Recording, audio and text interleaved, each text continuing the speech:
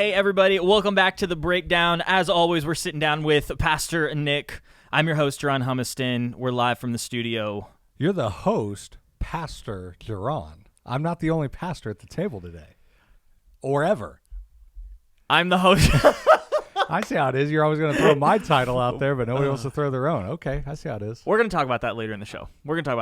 So, hey, welcome, whether you're watching on YouTube or listening to your favorite podcasting platform. We're glad that you've chosen to join us for episode 13. This is a special episode. It is. This is a big episode for a lot of reasons. I'm excited because I don't know why it is. So here's where we're going. Suspense. Where are we Because going? Nick likes to live in suspense. Right before we hit record, it was, hey, where are we going? Tell me. No, don't tell me. Don't tell me. Nick likes to live by the seat of his pants. Shooting from the hip, baby. Yeah, literally in every way. So here we go. On this episode, we are going to break down and talk about the rest of Holy Week and all the services that we did. Only a couple. Easter Sunday. Only a couple. We're going to wrap up season 1 of the breakdown, and we have a big announcement, but we'll do that later on in the episode. You having another baby. Guys, my wife's pregnant. I'm just kidding. She will shoot me. She's probably going to shoot you just for saying that. That's called false advertising is what that is. Insanity. All right, so we got a big I'm excited for the announcement. Yeah, Nick has no idea what the announcement is. Nick actually knows what the announcement is. We try to keep Nick in the dark as much as possible. They really do. They really do. Like, staff meetings are just like, all right, what do we need to tell Nick? That's exactly right. Nick's like, hey, what do you guys need to tell me? It's like, nothing. We're doing great. What do we need not to tell Nick? So, anyway, glad to be here. It's going to be a fun episode. 13. Episode 13. Closing season 1. We're going to close season 1. I don't know what that means exactly. This is where I'm shooting from the hip. I got a couple ideas, but... we got some ideas. That usually... Do we go on break? Or do we just keep we go on sabbatical? And it just is a way for us to catalog it better? Probably more of a way to catalog it better. Okay. We may take next week off. I don't know. We'll see. Well, I mean, we are jumping into a new series on Sundays. That's kind of why I thought. So we could just jump right into it. Yeah, because we're... Just start season 2. With the big series that we're doing or the small series that we're doing? No, the big one. The big one. I figured we could take a hiatus. Kind of rethink, and then really dive these into. Words over here, hiatus. Guys, listen. 13 episodes in, I'm sick of sounding like an idiot on the podcast all the time, at least. So we bought a thesaurus. I bought a thesaurus. I use big words, so I sound photosynthesis. That's my goal in life. Hey, that's what we call Sunday morning. Oh man, so we're gonna break down Holy Week and Easter services. We're gonna talk about what the end of season 1 means and give you kind of a preview of season 2. Create a little FOMO, a little fear of missing out. Yeah. Kind of drum up some excitement because I don't know necessarily that what we're gonna talk about the church is even fully aware of. Ooh. So this would be kind of a hey, if you want to know where we're going. As a church, that's exactly right. Announcement on the breakdown. That's a way for all of you that listen. Yeah. Can we call them the chosen ones? Is that too far? You are the elect. Have I crossed the line there? You are the elect. Oh man. So the most important thing. Let's start out with the most important thing. Okay. What's the most important? Which was Holy Week and Easter. And one of the things we even talked about throughout our morning devos that were available online, through the services leading up to and including Easter Sunday morning, was this idea of not just celebrating Jesus' resurrection or this singular momentary experience / moment that we tend to highlight and focus, but for it to be, I think the word, if I'm correct, that was used was a catalyst or a launching pad for your entire faith journey and growth. I liked how you put it on something. I think it was even just the graphic. It's more than just a day. It's more than just a day. So I found another church that used kind of that same language. Same verbiage. But I loved how it was one of those, I want to go back and read all the graphics. It said a lot can happen in 7 days. A lot can happen. And I was like, oh, that's good. Oh, I like that. That's more creative. But that's neither here nor there. But it is more than just a day. And a lot of times we only put it to Easter Sunday, and that's it. And we talked about that a little bit last week, just not focused on even some of what my team was talking about on Sunday morning up here was how many people are going to show up on Easter Sunday morning to a church that they're not ever going to experience again. So they come back next week and go, the way the pastor preached or even the preacher that was on stage, the whole feel and flow of the morning was not anything like Yeah. it would normally. And that was one of our hearts was, hey, even from graphics and slides and design, like everything we do, we want to be at the heart. We want to continue to be Calvary, not, hey, we're Calvary 364 days a year, but this singular day, we're going to be something else. Yeah. You know? And I think, I've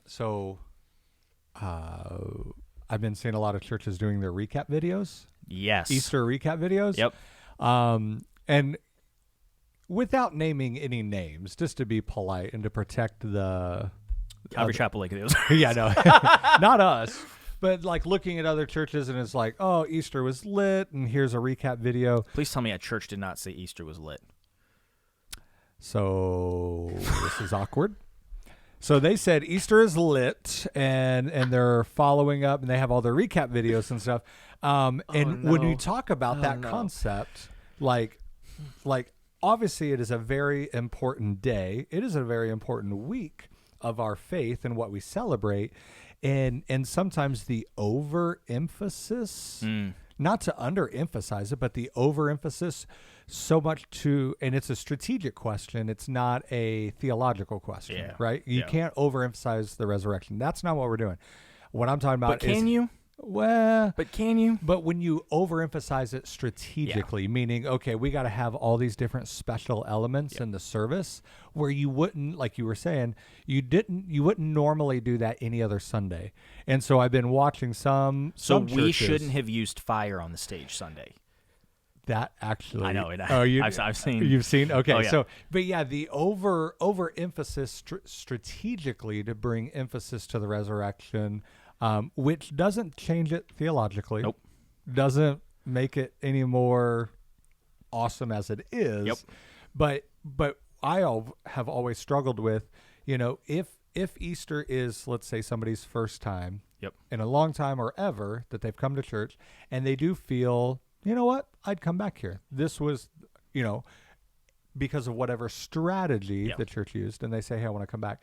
And then they come back the next day, or the next week, and it's like, hold on, where was the 75-person choir? Yep. Where was the passion play in the middle of the service? The pastor's not even in a suit. It's like, what? Like, is this the Kmart blue light special version of the church? So here's what's funny. Easter and Christmas, yeah, this conversation comes up in all of the, like, this is my world, like, in all of the creative, in the techie creative, okay. like, where's the line? And it gets, unfortunately, it's really hostile. Yeah. Because for me, it's like, I love those things, and I think there's a way you can do those things. For me, it's the heart behind it. Yeah. When we're sitting in staff meetings or we're sitting in planning meetings, like, oh, we can do this because it would be big and it'd be awesome and there'd be more people here. Is that the right heart? Yeah. Like, because something I've always learned in ministry, and I need to take this back to student ministry and now being in the lead role, one of the things I think about is what we win them with is what we win them to. Yep. And so if we win them with the big show, like if they walk out Easter, Christmas, whatever it is, and be like, that was awesome, I'm coming back next week, and it was a strategic question of that, let them walk out and say that was awesome because of the gospel or the truth of who Jesus is and what he did for us. Let them walk out with that. But if they walk out and say, hey, that service was awesome, I'm coming back next week, and it's not the same, you lost them because what you won them with is what you're winning them to, and is that really what you want to win them to? Where, so I'm kind of in the boat, and I could argue it even more than just strategic. I was reading 1 Corinthians even today that I think talks about that, where we're not depending on human wisdom or ability or anything like that. Like, God's going to take the foolish things of the world, and he's going to take the foolish things and make them wise, and bring down the wise things of the world with foolish. And so for me, it's like, where we put a little more emphasis. I think our cafe had a few more snackages instead of just donuts, but it was like cookies and muffins. Like it wasn't like we had a 5-star chef whipping out, omelets. How would you like your eggs cooked, sir? Yeah. Oh, and I love a good omelet. Don't get me wrong. If I rolled in, they're like Easter 2024, Calvary Chapel Lake of the Ozarks. Omelets. Here we go. We put emphasis on, we had a hospitality tent for everybody that served because we had the 4 services, and that was huge. So we wanted to show appreciation to the people that were serving. We had some people that served all 4 services, like in tech and worship, kids ministry to serve 2. That's a lot. Served one in kids ministry.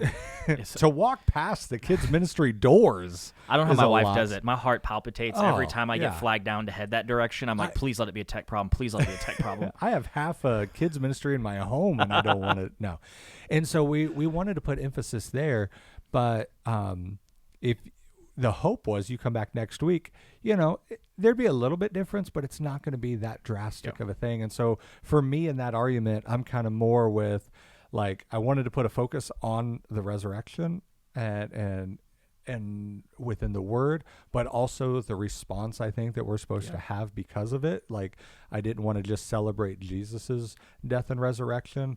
Kind of the tagline was, to celebrate that is an invitation of our own. So where am I called to die to myself, die to my desires, lust, flesh, and allow Christ to give me new life in my own life. And so I think there should always be a personal response or challenge to the gospel. And so just trying to put the focus there, because it was kind of hard seeing some of these churches, and a lot of people do come to those special services, and you have to think, okay, you ready for this? Let's can we get real on the last episode of season one? Is the church responsible for the creasters, which is the term you hear sometimes? Yes, and this is super judgmental. Like, this is the church saying, "Oh, these people, they only come Christmas and Easter." It's because what you did. If Oh, I don't know. I'd go 50-50. I'm not saying I think 100%. we are 100% responsible in the sense of we've created these massive movements of experience. Yeah. At the same time, even just the language that I'm hearing from my neighbors and the language I'm hearing from people who I know in a non-judgmental way, they don't go to church. Yeah. This immediately, here we come into Easter, and it's like, oh, the family's together, we're going to church, and it's like, okay, like just that. What about Christmas and Easter? I think there is sometimes too much of an emphasis where we've created that. I think at the same time, the culture that we live in has created this obligatory. Yeah. Well, I'm only going to go if I'm going to go to church, it's going to be on Christmas and Easter. Yeah. And I think it's because there's an emphasis in, and not that they are bad parts, but there's an emphasis. I want to say wrong areas of it. Motives. I don't want to do that. Wrong motives. Like, there's an emphasis on the secondary or tertiary issues. I guess.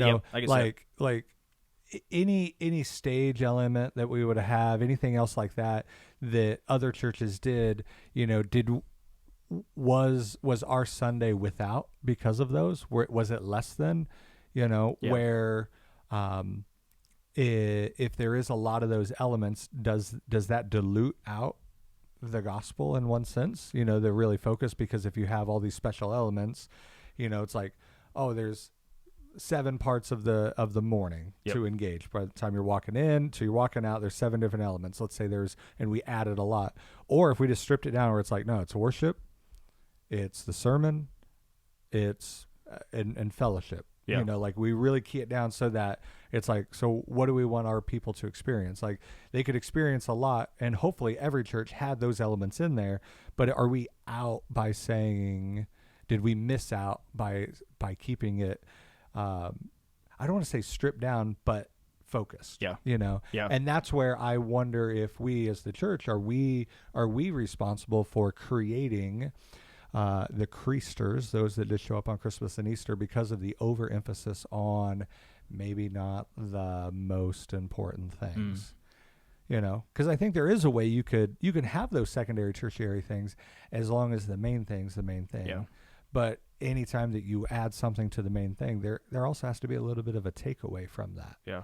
Like we talk about, if you say yes to everything, you got to say no to something. Yeah. Every yes is a no to something else. And if you say yes to a bunch of things, that means the other things that you've said yes to, you're going to be just mediocre at that.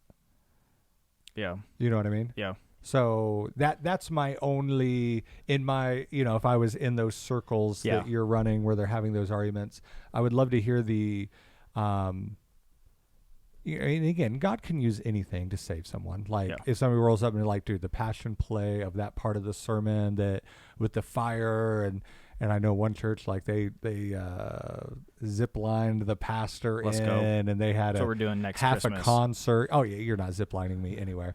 And then there was like half a concert. Like God can use any of that to grab a hold of somebody's heart. But when I was young in my faith, I kind of was that way. Like worship had to be a certain way, had to be a certain sound, had to be a certain level. It had to be the lighting, the smoke, the whatever. Or I would say, I just didn't do anything for me. But thank the Lord that I went to a church where they allowed me to be super immature and be like, he doesn't understand yet. But we're okay. We're going to give him the space for that. Yep. But also they weren't trying to teach me that this is where it's at. Yeah. That's the only, so I'm kind of with you. It's not 100%, I don't know if I'm 50-50, but it's, I always would want to check motives. And it's like, all right, if I thought about this, like, what if I would have woke up Sunday morning, Easter Sunday, and for some reason the church burned down? What would we have done? So we would have had service. Yeah. It would have looked way different. Oh, yeah. We'd have pivoted. Hard pivot. Big pivot. Outdoor right sunrise service. Sunrise. In the parking lot. Sunburn service. Oh, that's what we call it. Could you imagine? Can somebody bring us suntan lotion, please? No, not suntan lotion. I need sunblock. I don't want That's what I meant. That's what I meant. Not suntan lotion. I meant sun. Yeah. Like fourth service. He's I need SPF 100. Yeah. I'm burning to a crisp. And so, to think about, okay, so if we lost even the elements that we brought, if we lost all of those, what would that look like? Yeah. And I wonder too, like, do we lose the meeting because it's dilution by adding so much? Do we lose the meeting? Do we dilute the meeting because we've added so much to it where it's like, hey, just... Ooh, I don't know. You know what I mean? I think you and I would disagree on this. Really? Yeah. Well, I wonder if we both have the same context of like what I'm thinking in my head of the one or two churches that I saw. If we take like the super mega churches off that had like fire and rain and like set those aside, like Six Flags Over Jesus, let's not count that. That's not the everyday church. Okay, that's where I'm at. Okay. And I know exactly because I could think of two or three where it's like. That's where I'm like. We got roller coasters on the stage. But think like nobody's talking about in a broad context what Calvary Chapel Lake of the Ozarks did for Easter. Yeah. Or any other, like you said, normal size basic church. Yeah. Like I'm not talking like, oh, we had an Easter breakfast. Oh, did we win them to the wrong thing? No. I am referencing the mega churches that are going to put hundreds of thousands of dollars just to this one service. Yeah. Like that's I am referencing that. So because like again, what's the number? The number of churches and the vast majority, like Barna says, like 90%? I think it's 94% are under 100. Yeah, I mean it's astronomical. So if you take 94% of the churches in America, the budget that they have. Now I said that, I feel like I need to fact check myself. David Kinnaman, can you let us know? Could you please text us text to me at this number? But if you took 94%, you took all those churches that probably don't have this massive budget. They're just, getting by financially, that they could maybe do a little bit extra here or there. I'm not referencing them. Yeah. I am talking about the bigger church that is going to have a greater, sadly, pull and focus. And those are the churches that all of us little smaller churches, what we have to check our heart is, are we trying to emulate them too much? Yeah, and that's the thing for me in this space is I think there is definitely a hard line of we've gone too far, we've taken this out of context. I think probably the part that is argued the most is the gray area. Yeah. Because you always paint with a broad brush. You don't know for someone like, okay, for us, like it's easier to talk about. During worship, we played a video while our worship team sang. That we don't do that any other day except Easter. No, they don't. Now it was depictions of it was walking through the life and the ministry, death, resurrection of Jesus. So we did that. Yeah. But for someone to walk in, let's just pick on someone who's been here for a hot second, to walk in and be like, we've never done that before. Yeah. To make a rash judgment and not ask my heart or your heart or Andy's heart, our worship pastor, like for me, that's always a hard place is when you ambiguous you, not you pastor, but when you ambiguous you stand in the gap and make assumptions without knowing or wanting to even know the heart behind it and start making black and white statements. Yeah. That just for me personally has always been hard. Yeah, but so I would agree. I don't think I wouldn't put that in the category of what I'm even correct, because that focuses you on Jesus. Correct. Where I think sometimes at Easter we do a lot of things that tend to move our focus away. So hey, look at this thing we're over here. literally shooting ourselves in the foot. Like, what's the purpose of the church? Obviously focusing on Jesus is going to be a part of that. Like, no matter what your mission statement is as a church, there's some concept of love God. Unless you're not a church. Yeah, unless you're not a church. Love God, love others, whatever. So you're going to have a focus on Jesus. I think it's a prerequisite to be a church. But Kinda anyway, have to. and so if that is the purpose, there can be and sometimes an unintentional or sadly an intentional way that's like, hey, we're losing focus. Yep. And sometimes it's not going to be with like horrible bad things. There'll be good things like, I think of, so let me read these verses, but put it in the context of what we're talking about, right? Okay, so Paul in Philippians 3, he's talking about the treasures of the wasted life, as David Platt would call it, right? So he says, if anyone thinks else he has reasons for confidence in the flesh, I have more. Circumcised on the 8th day, the people of Israel, the tribe of Benjamin, Hebrew of Hebrews, as to the law, a Pharisee, as to zeal, persecutor of the church, as to righteousness under the law, blameless. Those are all positive things. Yeah. Those were good things like biblical knowledge, attendance, zeal, faithfulness. All those were good things. But he says, but I counted them, whatever gain that I had, in the world's eyes, I counted it as loss for the sake of Christ. And so we could take good, positive things like family, like this concept of like, hey, we want to be there for families and family values and stuff like that. But if we over focus on those, it dilutes and pulls away from Jesus.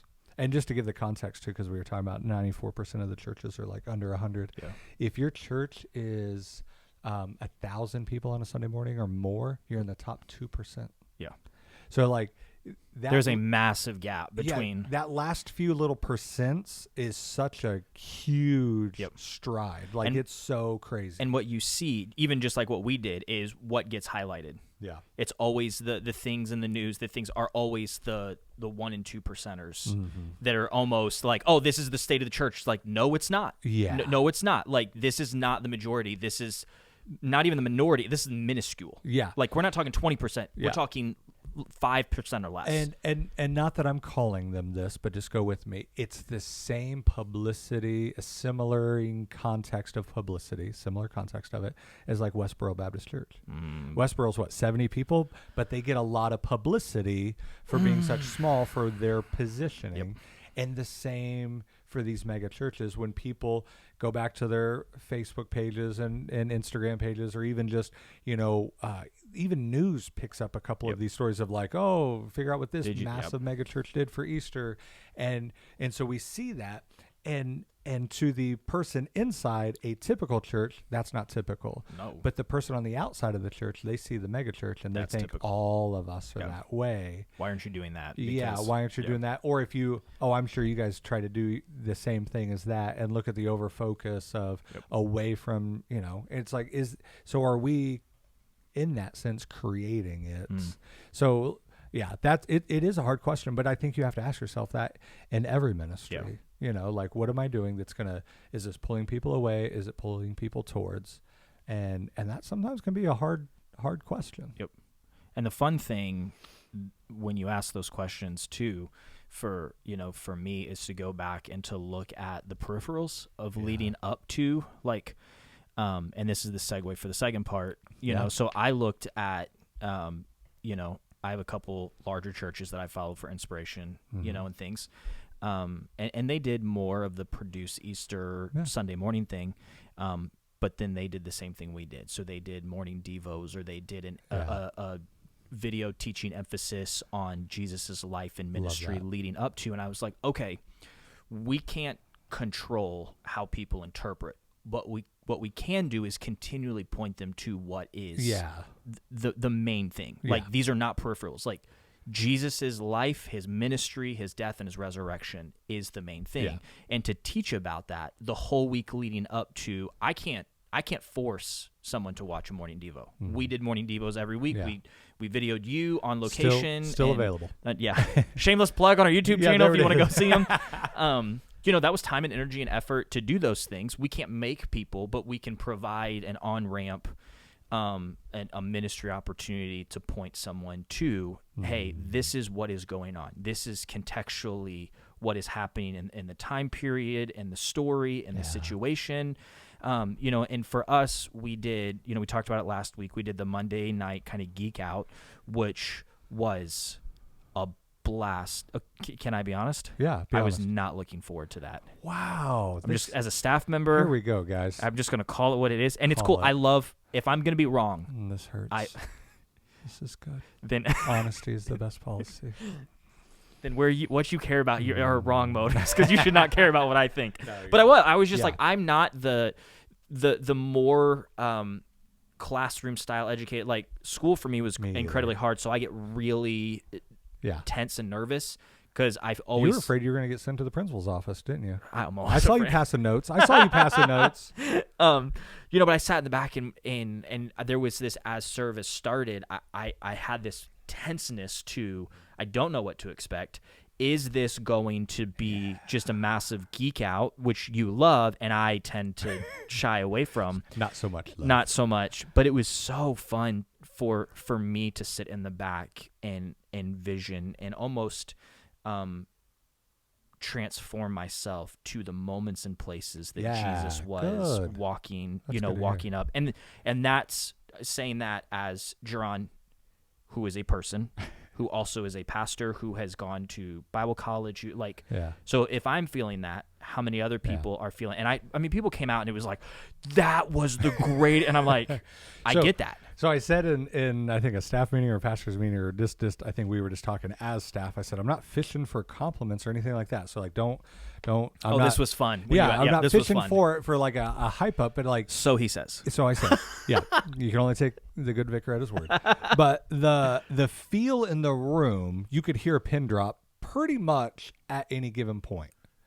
And I felt like I was just a monkey in a tree, and pull this the is what's string, funny. let him go, blah, blah, blah, blah, and I'm just going, all these pictures, slides, and you felt like a talking head and it went flat. Yes, I thought it went because flat. It was silent. Oh man, you looked out and you could just see people just like, are they fighting to stay awake? See, that's not how I took it sitting in the back. Really? Because I thought it was like so dead. No, because a swing and a miss. And what was so bad about it, it was Monday. It was the first, like, outside of Palm Sunday for sure, but it was like the first extra thing that we did. Is this how everything else was going to be? That's what I thought. I thought, oh my goodness, because we had a pretty good showing, which was nice, but I thought it was swing and a miss, strike one, and here we got 2 more special services, and I'm already like, and so but then people came up and they were like, that was so great. And I'm like, well, your face showed the exact opposite. You needed to change your face because that's not what was non-verbally communicated. Like, come on. But yeah, so I guess a lot of people appreciated it, but I didn't.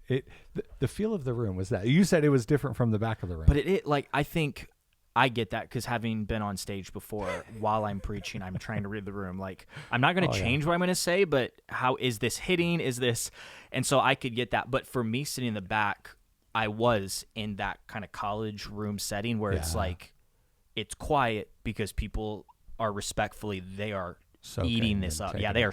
They're taking it in. And so, even when parents were like walking their kids out, they started to cry and you were like, hey, kids are fine, whatever. Yeah. There was this almost like reverence to, hey, what we're talking about it's important. It's more than just the show on Sunday, the big, like, this is important, And there was a couple times where you would show pictures and I'd be like, I could see it. I can see the soldiers walking down. I can see, like, I can see these things now. And for me, it was incredibly tangible. Yeah. And I think a lot of times in our faith, and we've talked about this a lot, like, our faith is not a shallow faith unless we choose to make it. Ooh, good. And so for me, that was a kick in the stomach. It's like, oh, it's shallow because I've made it shallow. Like I'm the one that's holding back, not the Lord. But for me, there was a depth that was brought to it. There was when I, having grown up in church, having gone to Bible college, could transform myself into a place and experience something I've never experienced before. that for me was a huge win to kick off the week, Yeah. excluding Palm Sunday. Yeah, like yeah, walking yeah. into like, hey, what was happening tonight? What was happening right now?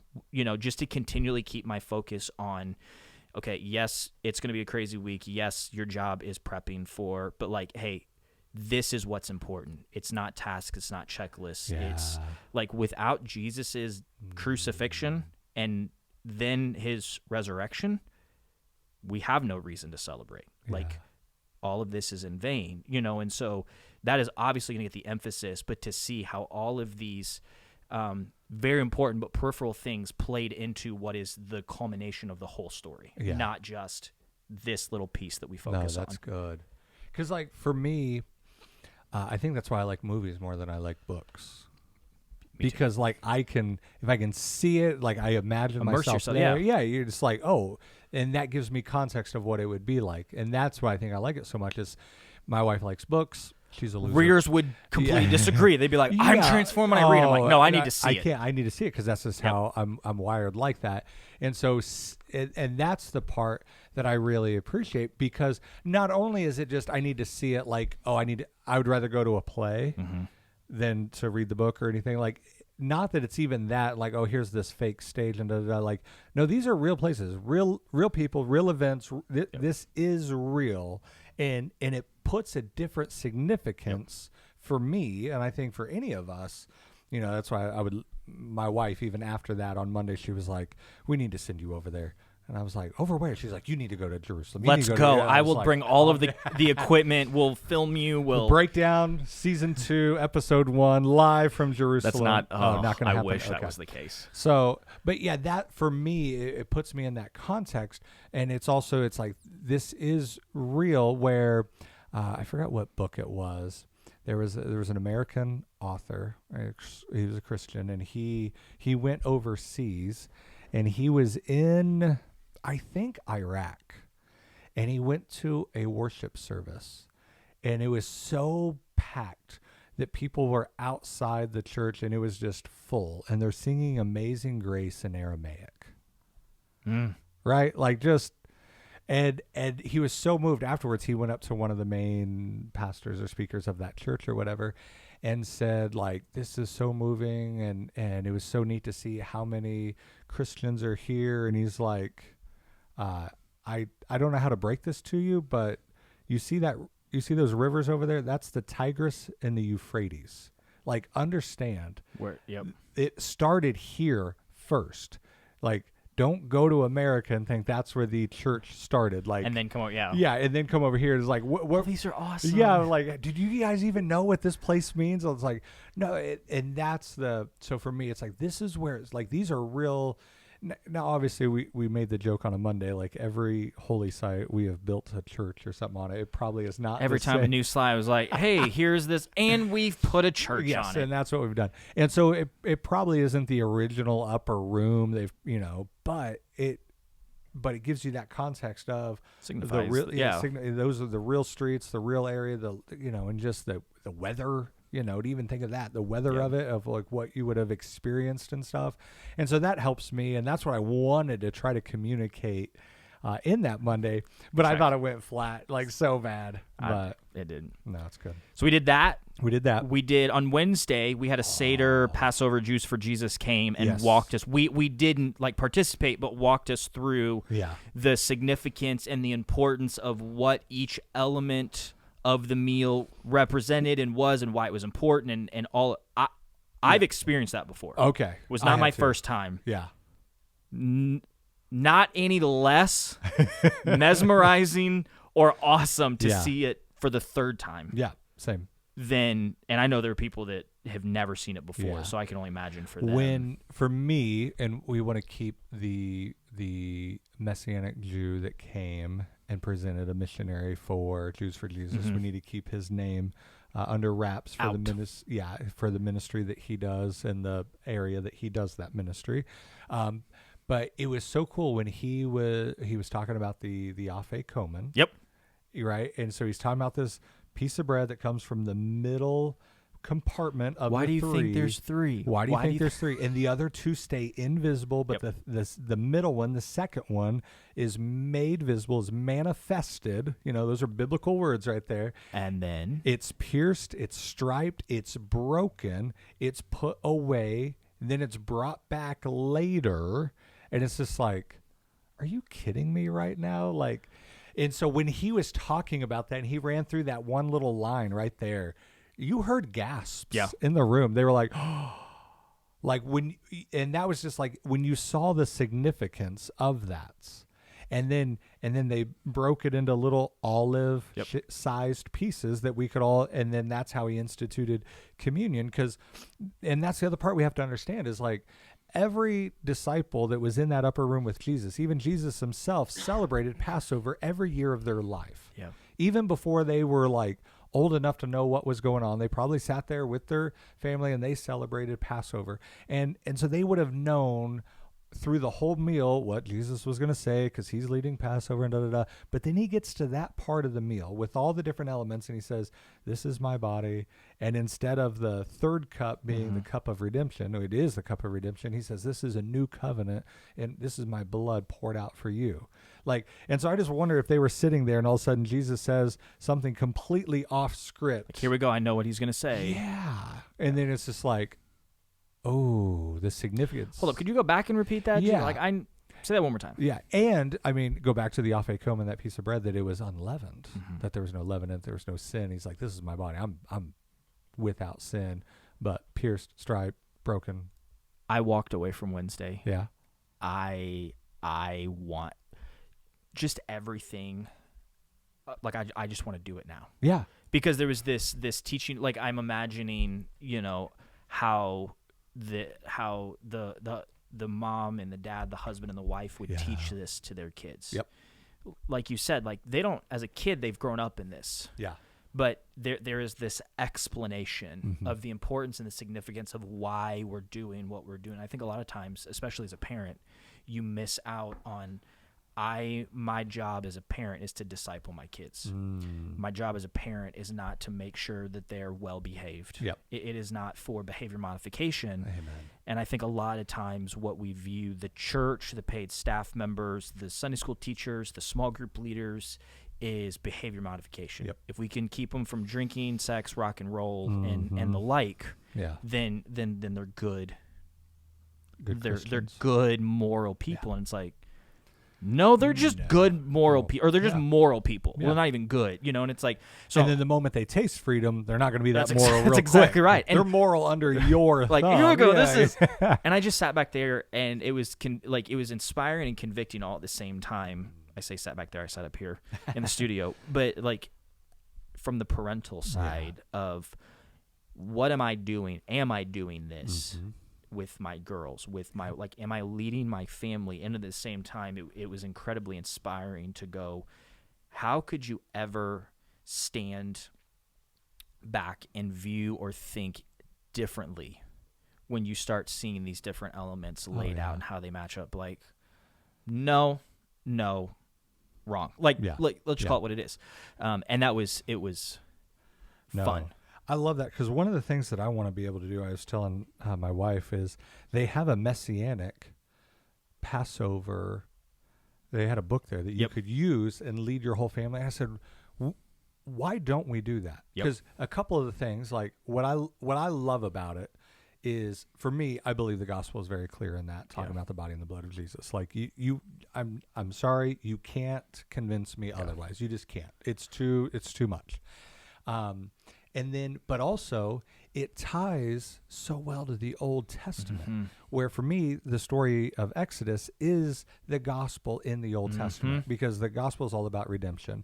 And so even the whole story of Exodus and Israel out of Egypt, redeeming them out of Egypt, that is a foreshadowing of the redemption that we're going to have in Jesus. And so you take, I think, the gospel in the Old Testament, you take obviously the gospel of the New Testament, and you have this meal that is, in a messianic way, combining both of those, and it's because a lot of times, again, in the American Christian church, like, we don't touch the Old Testament much. Yeah, we pretend like it's a separate book that was set on the shelf and leave it alone. Now, in our tribe of Calvary Chapel, it's not as much, and even our friend, our guest speaker that Wednesday, yes, he attended a Calvary Chapel in the area he was at, and I asked him, I said, what do you see? Because he spoke modern Hebrew and he studied biblical Hebrew, right? It was awesome. He did all the prayers and all that in Hebrew. I took Hebrew in college, and so there were things I was like, oh, I know. Yeah, I can remember that, refreshing a little bit. And so I said, hey, is there anything that you hear just in the American Christian church, this Western mindset that's like, kind of got that a little bit wrong, like don't quite because we don't quite understand Hebrew. And he said, honestly, within the Calvary Chapel movement, there really hasn't been any issues because of your book by book, chapter by chapter, verse by verse, it's hard to take out of context, expository style preaching. He goes, it's. I was like, oh, that's good to hear that. Another defense of why are we the way that we are, because we want to stay true to the text. But just to see the tie of both of those together, where it helps you walk through the Old Testament to a degree, like absolutely, and how the fullness comes then in Christ in the New Testament, where they're not these two separate things. Like this is the story of God through human history. Yes, he used Israel for a time. They're on hold right now. I loved his approach. The church in Israel is separate, absolutely. And now he's working through the church in this dispensation. But then there's still a plan for Israel, and there's still those promises in the Old Testament that are not fully fulfilled for Israel. But you see that working through it, where from each side of the mountain, not that we're climbing and there's many ways to God, but like from the church perspective, from Israel perspective, Jesus is the Messiah. And it is a great mission field. I think he was saying like 90% of just heritage Jews. There's religious Jews and those that are just by heritage. They don't know the gospel. They I mean, it's not like, oh, they reject Jesus. Some of them don't even know Jesus. Like just by sheer being a Jew by heritage, they just like anybody else, and so there is a great need there, and hence Jews for Jesus and that whole missionary organization for it. But I just really love that part, and I'm just thinking like, why don't we do it? Because there's so much of God's plan that you see in and through that, and I just think like, hey, even as a family, I told my wife like we should do that. She's like, I don't want to eat like a lamb bone. Like, you don't eat the bone, you weirdo. I just want to say the prayers in Hebrew. Like that's Hebrew? What I want to do the songs. I want to do the question. I want my kids to like ask or sing me a question in Hebrew. Yeah. Let me know how that goes. They're speaking some language right now. We need a word of interpretation. But I'll tell you right now, I flunked that class. It's so hard. Now the other cool thing is our guest speaker had a friend from St. Louis who also used to work for Jews for Jesus, and so he knows all of that same stuff that our guest speaker led us in. And he said something very unique, and I've always known both context, but how he put it together, I was like, that's really good. So he grew up, he had one Jewish parent and the other parent was Lutheran. And within Christianity, there's different tribes of Christianity that would say that communion is more than symbolism, that at some point in the transubstantiation, there you go, or doggone right, So at some point in it, and that's where even there, you're going to have something different from our Catholic brothers and sisters to Lutherans to and when does it become the body and the blood of Jesus, the literal body and blood of Jesus? And he said, there was always kind of a little bit of a turmoil in our family because my one parent was Messianic Jew and the other one was Lutheran, and he said, but if you understand Passover, start there first. The Passover meal was only ever symbolic of the Exodus. And so when Jesus is at a symbolic meal and he takes symbolic elements, he just gives them greater symbolism.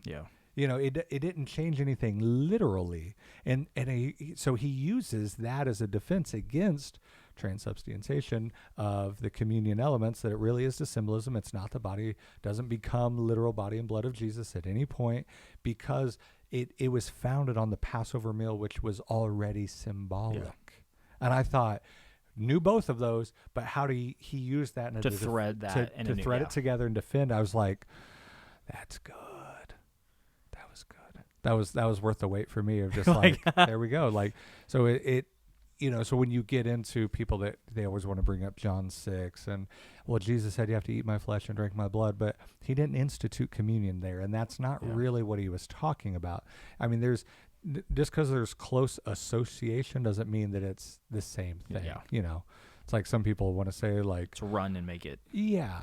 It's the same thing evolution does. They'll say like, oh, our DNA is, what percent of our DNA matches that of a mouse, and we've had to evolve. And it's like, our DNA matches that of a banana too. Doesn't mean we came from a banana. It's delicious.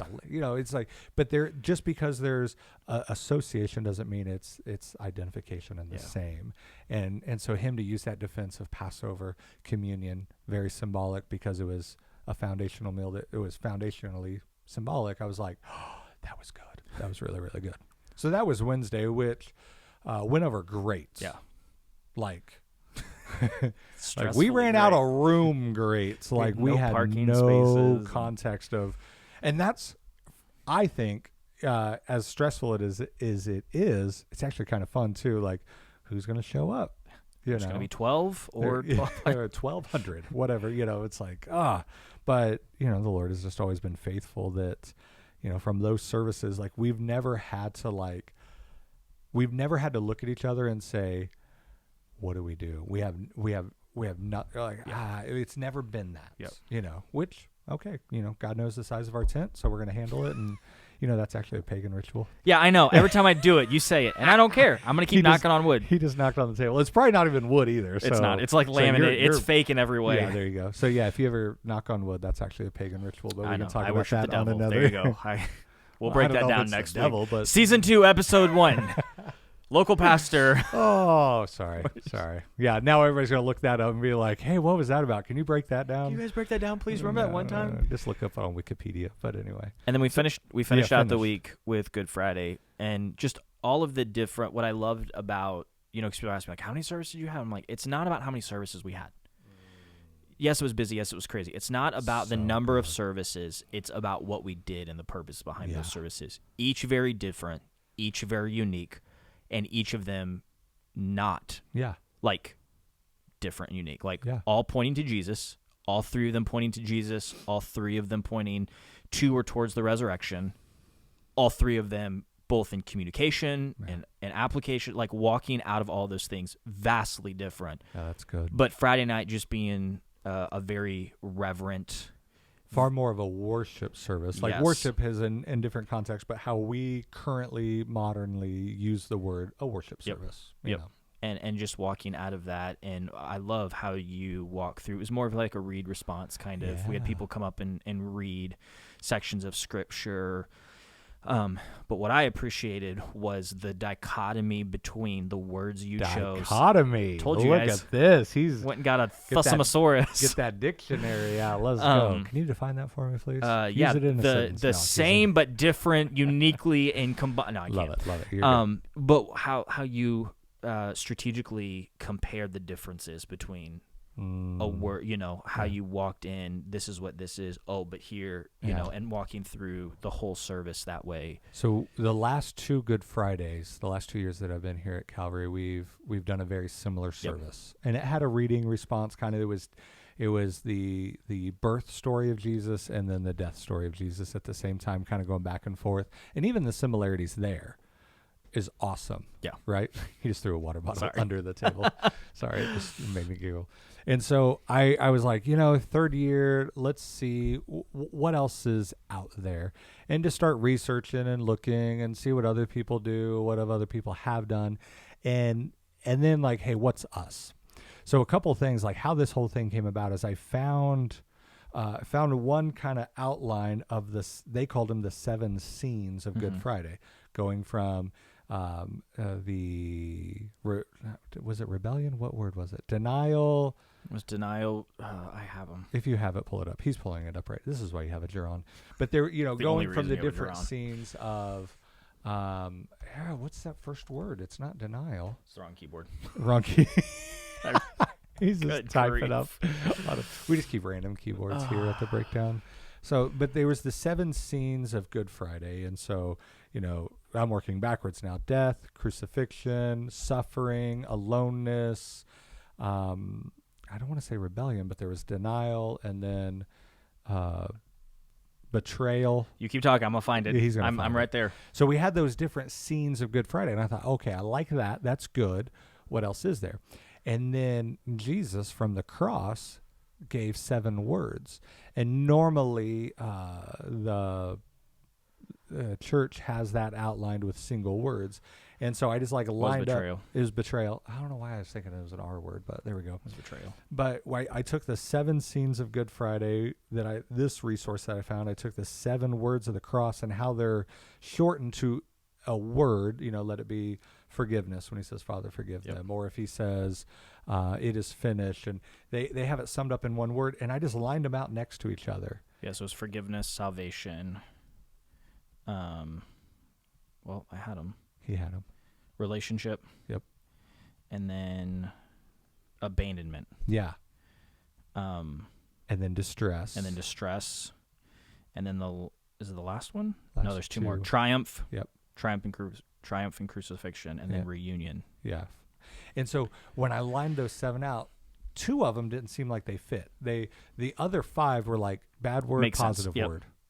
So we went from betrayal to what was the first one? I just looked this up. Yeah, you just looked it up. Oh, he's got to. I'm going back. But it was 2 opposite words for 5 of them, and it was very like dark, not good word, betrayal, to a positive word that was forgiveness. Was the first one. Yeah, so betrayal to forgiveness, and so they were very antonym-ish in their words, but then 2 of them were like they weren't positive words.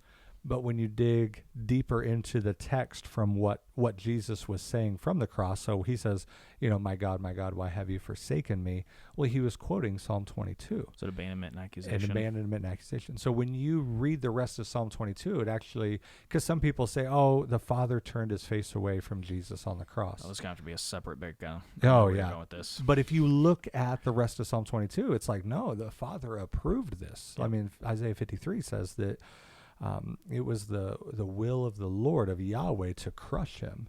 And so Jesus, the Father didn't turn away from Jesus. He was right there with him. And so it was actually approval. Mm-hmm. I think he said Psalm 22 from the cross to get the Jews that were sitting around and the Pharisees, oh, hey, if I would just say a popular line of a song, you would think of the rest of the song. Yep. I think he was doing the same thing, showing understand, he was almost telling them, understand what you're doing. Yeah. This isn't... Recognize. Yeah, you best recognize. Recognize. I'm the Son of God. But think who were the first people to exclaim or proclaim Christ was the Roman guards, the centurion. Surely this was the Son of God. In the resurrection hadn't even happened yet, just in his death. And so just taking those 7 words and just pairing them up and just seeing the correlations, it was like, oh, I think we're onto something. Yeah. And we had people come in and they read and they did great. And we, one person, a friend, came up and said, out of all the Good Friday services I've ever been to, which I don't know if that was a lot. So it could be like, I've been to one. Out of all the ugly girls, you're the prettiest. No, so sorry if you're okay. Never mind. Keep moving on. But he said, out of all the Good Friday services I've ever been to, this was my favorite. It was my favorite. And then you got up and preached. And then you got. I'm just kidding. I'm just kidding. It was all good until Baldy got up there. No, it was really good because it was so different. It was so unique and different. And that's what I loved even just about a Holy Week, what we did from the online devotions. Monday, very archaeological. Geek out for sure. Geek out. Wanted to root that, hey, our faith is based in real places, real people, real events, and here is evidence. Very evidential, And just to give a full context where, like we've been saying, it's more than just a day. Yeah. Let's show you the significance of this week, and Palm Sunday being a massive fulfillment of prophecy or whatever. And so really defendable apologetic style, just grounding us in reality of this week. And then Wednesday having that kind of more like of a fulfillment, of Old Testament to the New, that just it's showing just that red thread of Christ through the whole story. It's like, and it just showed greater significance of what was going on for Christ, with his body and the blood and the meaning of that tied back to Exodus and the Passover lamb. But then Good Friday service being very worshipful and like, I think contemplative for us. Like we really had to kind of like, ooh, this is significant. And then we ended with communion, which was really cool, I always think. So that was Holy Week, and then we walked into the craziness of Sunday. And then we walked into the craziness of Sunday. It was so great. And it was cool because you said it in all 4 services, but as you were looking over your notes Sunday morning, Dayton asked you, your son asked you, isn't it the same story? Like, what do you need to look at, Dad? Like, that really was a conversation. I love it. Somebody came up to me one time and said, hey, every time you use your kids in a sermon illustration, we had a pastor that said every time he does that, he gives his kids $5. I said, well, I'd be broke by now. But it was even that morning. I'd have a third job. Yeah, I was just reading through my notes, and my son was like, isn't it the same story? And it's like, it is. But there's so many different angles and little things, because I don't want it to always, and maybe there's an assumption. I think we also, just reading the story, we all have a basic foundational understanding of the basic story. Jesus died on the cross, 3 days later, rose from the dead, like, okay.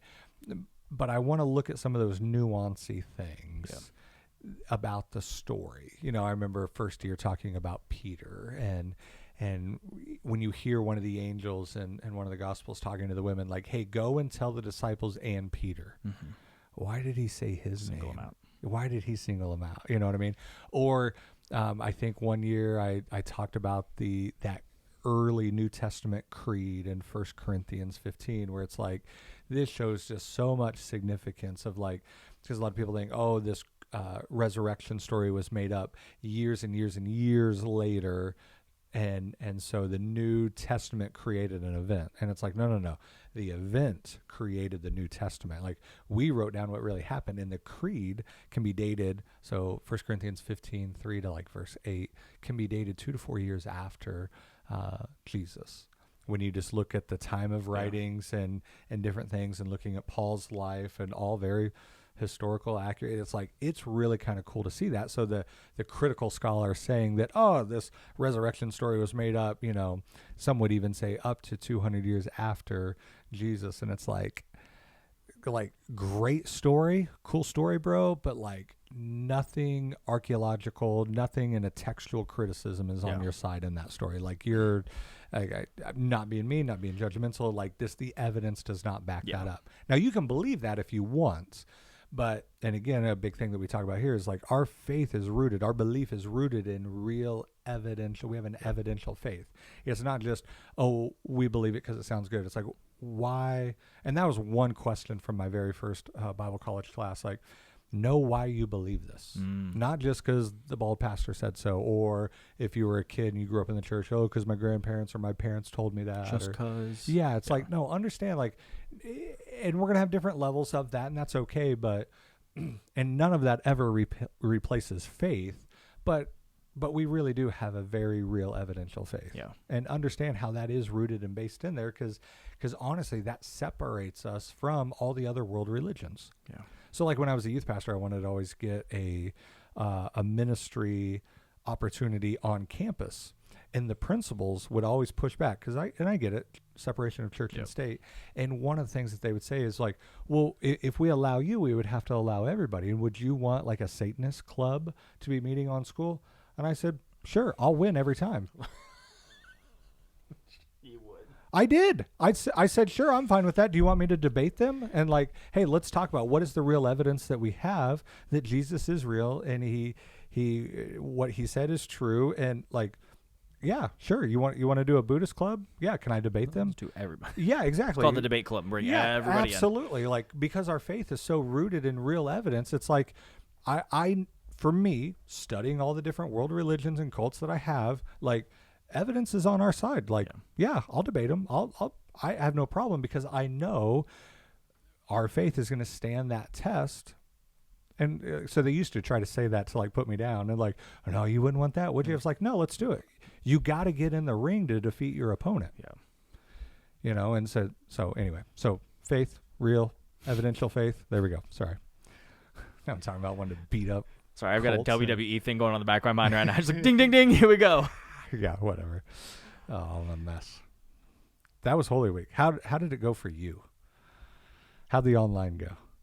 It went. He's like, it went well. It went well. It went well. The crazy part, I think this was Good Friday service. I'm sitting there, knowing that like I was following the 7 readers that we had, right? Because that's the number of completion. That's what. No, it's exactly why we perfectly put 6. that. Can't have 6 readers. Got to have 7. I know who I'm following. Literally, they're reading, and the second reading was so much shorter, right? My iPad. You said this. Geeked out, not in a good way. Like, I could not open up my notes. And I wasn't there to fix it. Well, that happened on Monday. I'm not that much of a boomer. I knew I kept, like, trying to load the app that I keep all my notes and stuff on. So I pull it up on my phone, and it worked. And I thought, okay, I was going to go with my phone and my Bible, and that had been a little bit harder to see my notes. And, like, literally, I was like, oh, please, Lord. And then finally, like, as they're almost walking off, my iPad loads and I start walking up, and I was just like, already had mic issues, already haven't, it's so rolling into Sunday. It was just like, I can't be surprised. I shouldn't be caught off guard when things don't want to work perfectly. Yeah. It's like, if we have to understand that we are in a very real spiritual battle. I texted my team that on Saturday night. I was like, hey, here's call time for tomorrow, like here. Yeah. And I ended it with like just loading them up with appreciation. Like, hey, I'm asking you to be here like 45 minutes earlier than you normally are and stay like 3 hours longer. And I just, maybe it's more my negative personality. Just like, hey, I'm expecting.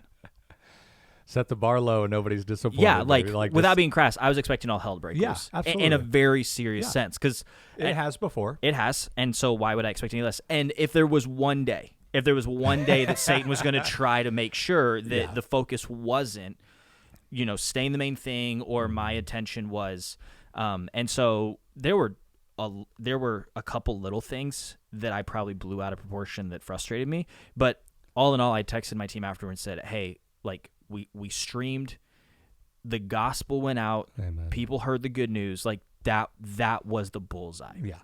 Could we have cleaned some things up? We had a timer that didn't work. Yes.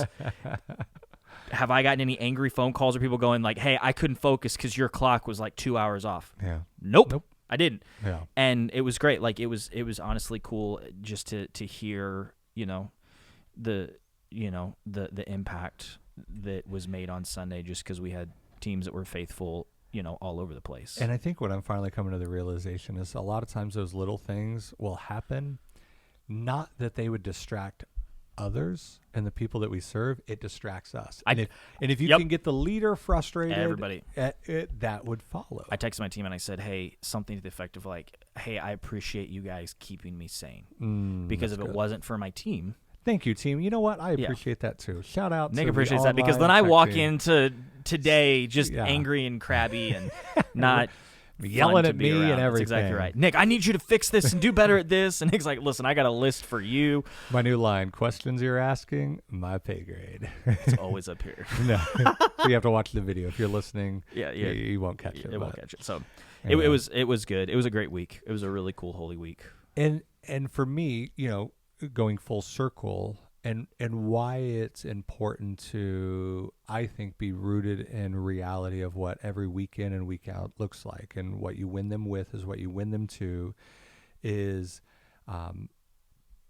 because even as great as Holy Week is, and how we take that time and we put more effort and extra services and like it's Tuesday, Sunday's coming. Yep.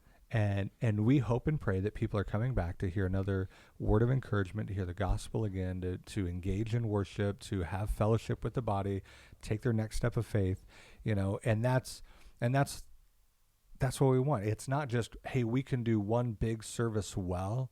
Yeah. Big thing that we talk about is we want sustainability and consistency every week, because he is worth it every week. Because it's easy to do one thing well one time. Absolutely. But to do it 52 times every week. And that's always the hard part, is like, hey, that was big. Sunday's still coming. Like Easter was big and heavy and hard and lots of extra things going on.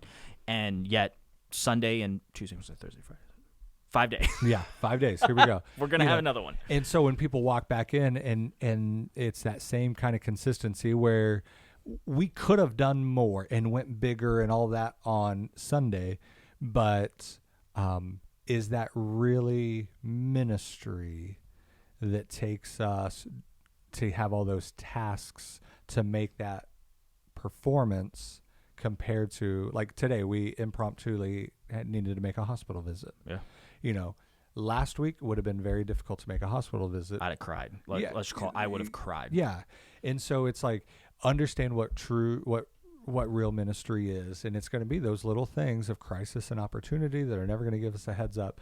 But if we're always working for the show of what Sunday is, if that's in every, exactly. Yep. That's not, and maybe churches that have the people that they can hire to do stuff like that. But again, that's the vast, like you said, minuscule, minute that are able to do that, where most of us churches, with the vast broad brush of most churches in our country are not that. Yeah.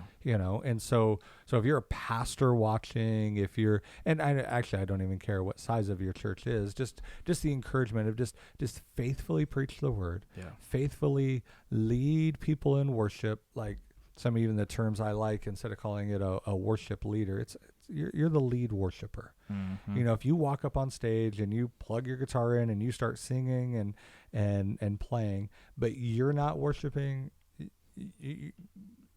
what are you leading people to? You're just the lead worshiper. So you go up and worship, people will follow that. Same thing with sermons. Like I go up and I just take the text and pretty much unpack my heart and how God is hitting me. And I'm just thinking, if he's working in this sinful, broken dude that's still redeemed and saved by grace, then maybe it's going to be the same for somebody else. So just faithfully preach the word, faithfully lead people into worship, care for people, have that fellowship. That's the main things. Don't lose sight of that. And it can be kind of disheartening to see what other churches do, and it's like, oh, we had this many people, this many services, and and it's like, faithfulness doesn't come from that. Faithfulness, like a definition for us, what does success in ministry look like? The 3 F words, not those F words. Calm down over there, right? Somebody's like, I'm writing the breakdown. Somebody's driving, pulling out their notepad. Yeah. Am I being fruitful? Beep. I'm just going to start beeping out. He's going to beep out every F word right now. No, are we being faithful, fruitful, and fulfilling? Yeah. Are we being faithful in our own life? So if 2 people walked in or 200 people walked in, am I putting my faith and my trust in Christ for every aspect of my life? Am I living a faithful lifestyle? Yeah. Am I living a fruitful lifestyle? Do people look at me and see the fruit of the Spirit? Love, joy, peace, patience, kindness, goodness, faithfulness, goodness, self-control. See, all those overflow of caffeine in me. That's what absolutely. they see. And then fulfilling. Are we fulfilling the call that God has on us in ministry? Like, that's success in ministry. So if because we might get to a point where, growth is going to plateau, and that's okay. That's not a bad thing. Like, you need sustainability. The only thing that grows naturally without stopping in nature is cancer. Not a good thing. Not a good thing. Not a good thing. As a cancer survivor, not a good thing. Nick can tell you. Yeah, there you go. And so we're going to hit a point there. But if our identity is in our growth, our identity is in the numbers, our identity is in any of that, then it's like, what happens when those things stop? Or you're looking at the smaller churches that don't have that or whatever it is and be like, oh, you guys just aren't that faithful. Oof. I mean, and at the end, that's the prosperity gospel, just on a pastoral level. That if you don't have the positive and the increase and then this and that, and if you'll just be faithful, God will bless that. And it's like, name and claim, baby. No, name it and claim it. and honestly, not in a Christian like a discipleship, just us as followers of Jesus being prosperity gospel, but how it influences. And yeah, that word too. I was trying to come up with a new one, but trying to combine a bunch of words. But how that prosperity mindset influences us as pastors, where we're not reaching new people, we're not growing, and it's like, does God not bless? Is that only God's blessing right there? And so it forces us to make sure our identity is in the right spot or whatever, because the Lord gives, the Lord takes away, but blessed be the name of the Lord. So starting next week, we are starting a prayer subscription for $24.99. Hey, remember when Jerron used to work here? That was cool. Welcome to The Breakdown. This is a new solo podcast. The reason we're ending season 1 and starting season 2 is what is our big announcement? Jerron's out. No, that's not the big announcement. You're going to spread rumors. I want to see how many people come in on Sunday. Like, wait, you're leaving? Wait, what? They're only going to catch that. And that'll probably be the one promo part on I'll make Instagram. Sure that's the one thing. I'm out. Oh, my God. Okay, so big announcement. We're ending season 1 because 1. it was crazy week. So it seems like why? Because we can. Let's call it what it is. There is no rhyme or reason except that we just kind of do whatever. That's exactly right. Nick likes shoot from the hip. We're just shooting from the hip. We weren't going to end it until 2 minutes before coming out of Crazy Week, Holy Week. 13 episodes. It seems like a good number. Baker's dozen. Yeah, and do you especially know why they call it a Baker's dozen? No. You don't know why they call it a baker's dozen? Here we go. Maybe I have, but I Welcome don't know. To the Breakdown. Because you'd go in from a baker. You didn't go to Walmart. You went to a baker for bread or muffins or something like that, or cookies, and they would always give you an extra one to eat on your way, and that was the baker's dozen. They gave you 13, so you could have one.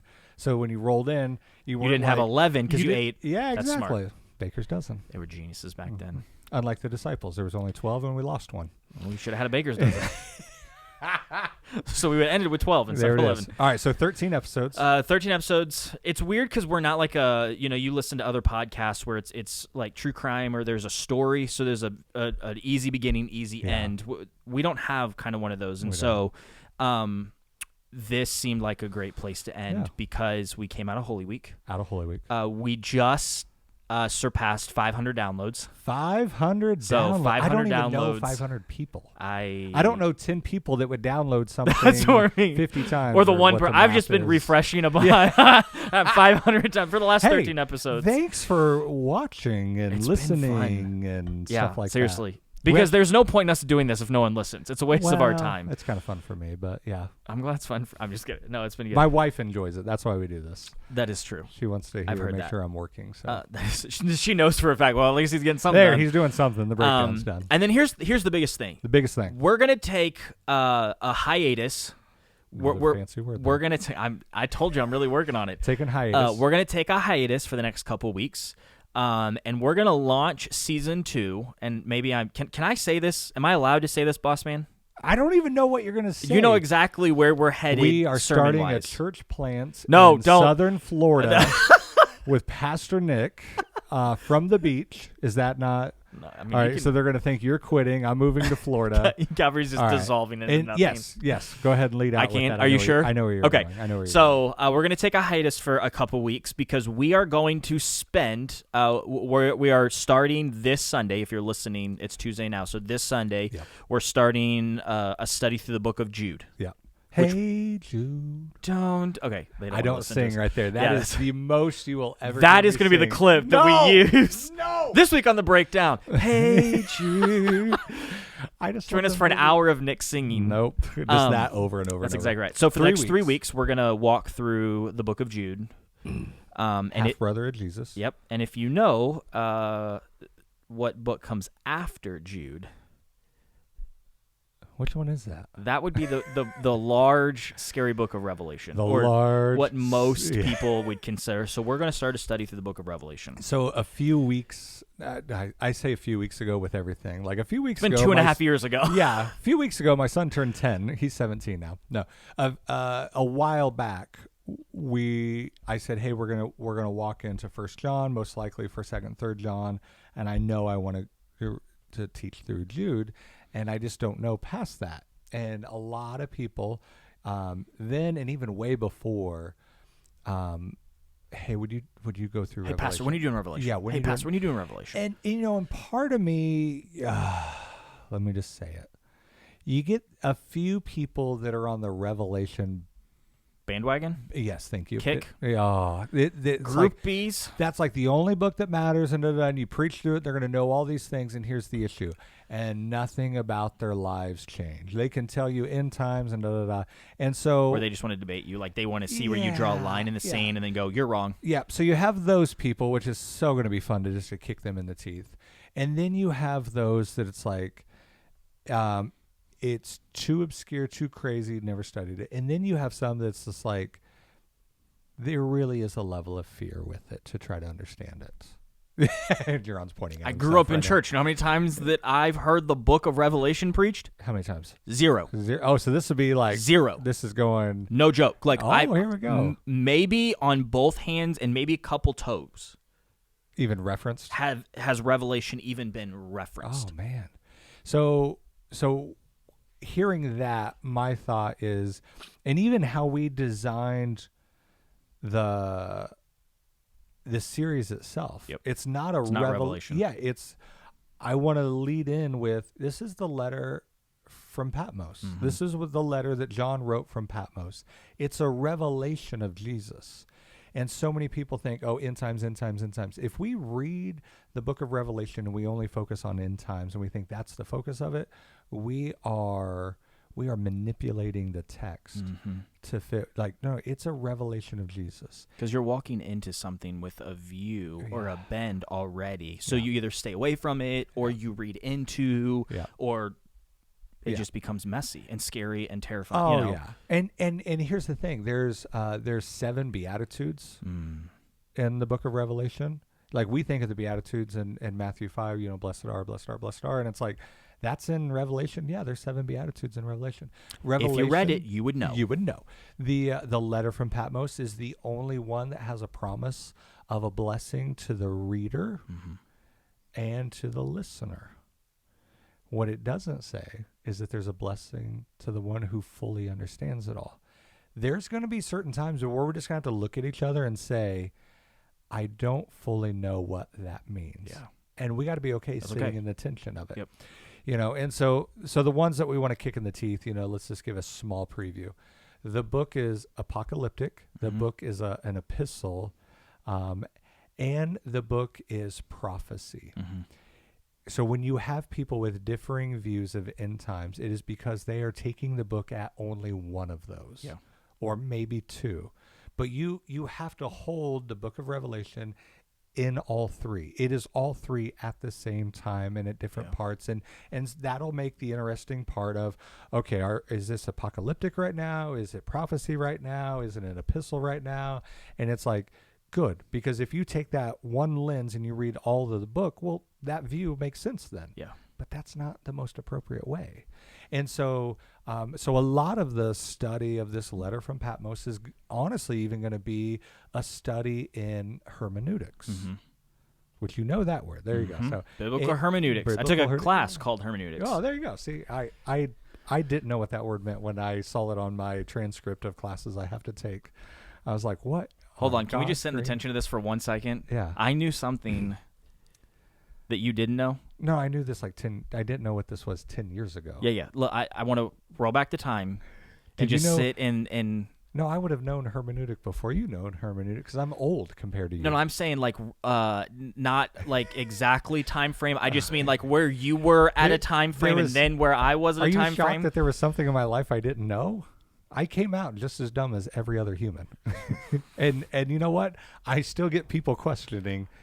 Go back and listen to the last 12 episodes of The Breakdown and find out who knows more, Pastor Nick or Pastor John. It's not about that. But it's not about. But anyway, so hermeneutic, the study of how to interpret the Bible, there is going to be a part of that we're going to have to know because no other book is like that as well. And so what me and you have talked, just in the sense of graphics, and we want to promote this well because I think there's so much misunderstanding about it. It's like we don't need to be scared. Yeah. That it actually should strengthen our faith. It shouldn't make us weaker in our faith. It should strengthen our faith. And every revelation from God is always meant to give us understanding, not more mystery. Yeah. So even though there is going to be parts that it's like, hey, this is going to be a little bit difficult to walk through, we have to be okay with that. But we know as a whole, God is always a God that doesn't want to bring confusion. He wants to bring understanding and knowledge for us. And so even talking about graphics, talking about promo, talking about any of that, it's like, I don't want this doom and gloom, hellfire, brimstone, the world's going to blow up, what's the mark of the beast, because again, if we're studying Revelation and all we think about is the mark of the beast, the Antichrist, and his, I don't even want to use the word ministry, but his campaign, we're focusing on the wrong things. Yeah. It's always been about focusing on Jesus. Yeah. Now the beautiful part is this, like, we know that we can't do anything in our own strength or power. And so even the defeat of evil, that's going to have to be from Christ and Christ alone. The beautiful part is he gives us prophecy to understand that. Mm-hmm. So when people ask, I think one of the biggest questions in our faith that bring so much struggle, why do bad things happen to good people? Or why does evil exist? Yeah. And then you keep carrying that out as, why doesn't God do anything about it? Okay, you really want a real answer? Let's talk about what God's going to do with evil.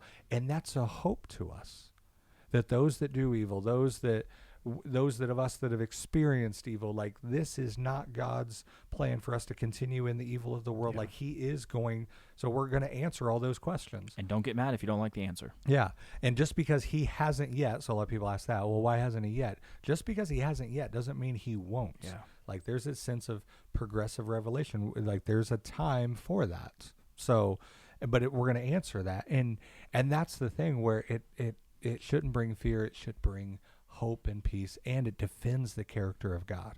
God cannot be a holy, righteous, just God and allow evil to continue on. Mm-hmm. So this shows God being exactly who he is, a holy, righteous, and just God. So that whenever all of this is going to take place and it is all said and done, no one on either side of the war of whatever you want to call this, nobody's going to be able to look at God and say, you are unjust. Both sides. And that's where you get, Philippians saying that every knee will bow, every tongue will confess that Jesus Christ is Lord. The one saying it from faith, and the one saying it from defeat. Yeah. That sounds like a cool book to me. So, Revelation study, I believe it's going to start the first week of May, first Sunday of May, so May 7th. We even did a whole extra resource for this we are super excited about, trying to, again, bring as much understanding and resource to it so that we can walk, again, not in chaos and misunderstanding, but understanding and knowledge. And so we really have been working, I don't want to say overtime, but we want to do well in shepherding our people. So we got those resources. We'll be back in May. I know it sounds like a long time off. It's like 2 weeks. I know. It's like May, and it's like, no, we'll be back in 2. They won't even recognize me. I'll be We come back, we look like bearded. Oh, yeah. We should do that. We should get a makeup artist to come in and make us look like 10 years older. Guys, we're back for season 2. We look horrible. We're starting the book of Revelation. Here we go. Yeah. No, it'll be exciting. So we're gonna take a hiatus and prepare well for that, and then come back and do a lot of deep dives, because there's going to be a lot in there. And when we talk about, like, even the heart of what the breakdown was like, hey, if you could go 15-20 more minutes, even though we're almost at an hour and a half now, if we could go 15-20 more minutes in the sermon, what do you wish you could have broke down that we didn't? There really is going to be a lot of that in the sermon that I wish I could.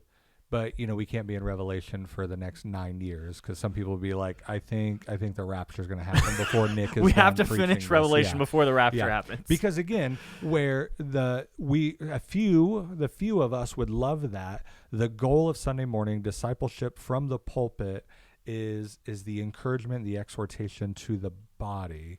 And is this fruitful and effective for the whole, not just for the few of us Bible geeks that want to geek out and wonder, okay, what's the all-meal, pre-meal, post-meal? What's the post-toasties? That's about post-toasties. Cheerios. What are all those different views, and how do they view this and that? It's like, those are great questions to have. but I don't want to have a conversation that 5 people can understand in front of 300. And they're all going to fall asleep. And exactly. And I think that's the fun and exciting part is we've prepared this saying, hey, Sunday morning is still going to remain Sunday morning, but trying to pair resources, including, physical things, digital things, the breakdown, where if you're wanting that next step or you're wanting something more, we're providing it in the best way that we can, but providing those things. And so when we start season 2, that's what we're going to do. So I'm just going to come in, hit record. Where I'm not even going to hook my mic up. I'm just going to come in. I may not even be on the screen. Like he's going to say, "Hey, welcome to the breakdown." That's exactly. I'm just going to produce it. Take it over, and no, I'm honestly, I'm nervously excited. And what will be good, because I didn't know that, what will be good is we will bring 2 separate perspectives. I've been at a church where we've preached through Revelation. I've studied it a little bit, we'll say, and then for you to say, like, I've never really had a whole lot of exposure, like, this is going to be good, because we're not talking about like a lost person that doesn't even know what we're talking about. Like you said, I've been to Bible college a handful of times, like, to walk through this, to see that real, in real time, like, I did not know that, or I always thought this meant, or whatever it could be. We don't know what that is, but You're going to find out how little John knows in season 2. Okay, we got 5 minutes to clarify. Knowledge does not save you. No, I'm very aware of that. How many pastors, sadly, have fallen away even though they have great biblical knowledge? And so I saw this recently. This was good. This was so good. Bible study gives you knowledge about God. Ready? Okay. But obedience gives you knowledge of God. Yes. Is that not good? That's really good. We need Bible study. We need this knowledge about God, but obedience is what gives us knowledge of God. And so where at times we Bible study and we get that knowledge about God, it never replaces the need for obedience and that knowledge of God working in and through your life. Yep. That's welcome to the letter of Patmos. It's going to be awesome. I'm honestly, I'm excited. It'll be great. So be looking for that. I think somebody applauded when they heard that. They were like, he's going to study Revelation. I'm surprised you get a standing ovation from somebody. Just be like, it's about time. 4 people. Yeah. About time. I've only been here like just over 2 years. It's about time, Pastor. 66 other books. Oh, man. No, it'll be exciting. So we're going to take a little hiatus. It's only, 2 weeks, 3 weeks. It won't be long, but we're going to come back with a vengeance. We're going to come back with season 2. Vengeance. It'll truly be a deep dive as the breakdown has morphed and grown as we've done this. And honestly, at the end of the day, it's been fun for us to do, but it's been so well received and not in a pat on our backs, but thank you for listening or watching. It's fun to walk in and go, hey, we have to do this because there's people expecting or excited about what's going to be so good seen or heard on the other end. And so there you go. There you listen to the whole thing. You got the first-hand knowledge. You can either tell others or not tell others, but we're gonna go do other things for today and then get ready. We'll be back here in a couple of weeks for the breakdown. Season 2, we'll make sure and let you guys know ahead of time as we jump into the book of Revelation. We'll start with a good deep dive here on the breakdown. So if you want to do us a huge favor, if you're not subscribed on your favorite podcast listening platform, go ahead and do that so you know each and every time we upload a brand new podcast. Or if you're a visual person like me and you like watching the podcast, we're 2 good-looking dudes. We think that at least. And my wife thinks half of us are good. I started to say, I don't know. It depends on the day if my wife would agree to that. But if you want to watch us on YouTube, go ahead and subscribe to our YouTube channel. We try to keep the breakdown playlist updated, so you know what's new and what's coming up. But that's it for today. We're gonna wrap it up. We'll see you guys here in a couple weeks for season 2 of the breakdown. Thanks so much for an awesome season 1. We're gonna come back bigger and better than ever. I mean, like, literally bigger. It's gonna be like putting on the weight. That's exactly. I'm gonna eat my heart out. And so we'll be back in a couple of weeks for season 2 of the breakdown. Thanks so much for an awesome season 1. But we'll see you guys later.